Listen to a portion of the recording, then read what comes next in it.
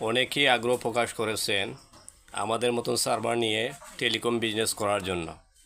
যে সকল ভাইয়েরা টেলিকম বিজনেস করতে চান, আপনি ঘরে বসে মাসিক আমাদের মতন 20 থেকে 30 হাজার টাকা ইনকাম করতে চান, আমাদের সাথে যোগাযোগ করবেন।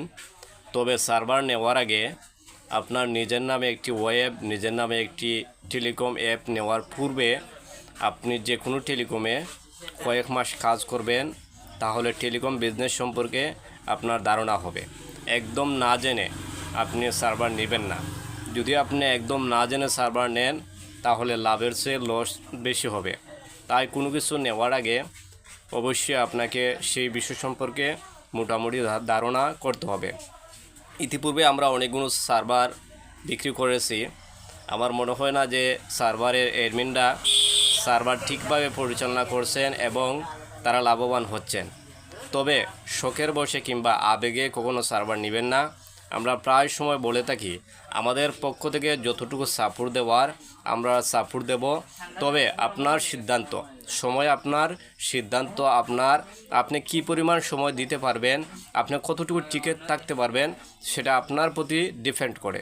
আপনি যদি মনে করেন যে 100 আপনি টেলিকম বিজনেস করে ইনকাম করবেন, আপনি টেলিকম সার্ভার নিয়ে লাভবান হতে পারবেন, আপনি পর্যাপ্ত সময় দিতে পারবেন, তবে আপনি সার্ভার নেবেন। যদি সময় দিতে না পারেন, তাহলে কিন্তু আপনি সার্ভার নেবেন না। অনেকরাই আছে শখের সার্ভার নেয়, 1 মাস অথবা 2 মাস কাজ করার পরে সময় দিতে পারে না, তখন সময় সার্ভার কাজ করাটা ছেড়ে দেয়।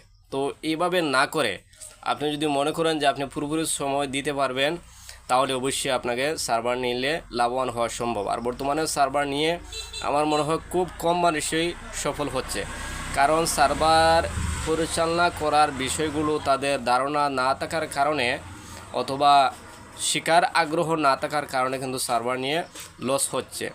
যারা টেলিকমে কাজ করেছেন কয়েক মাস, আপনার সময় রয়েছে, আপনার ধৈর্য রয়েছে।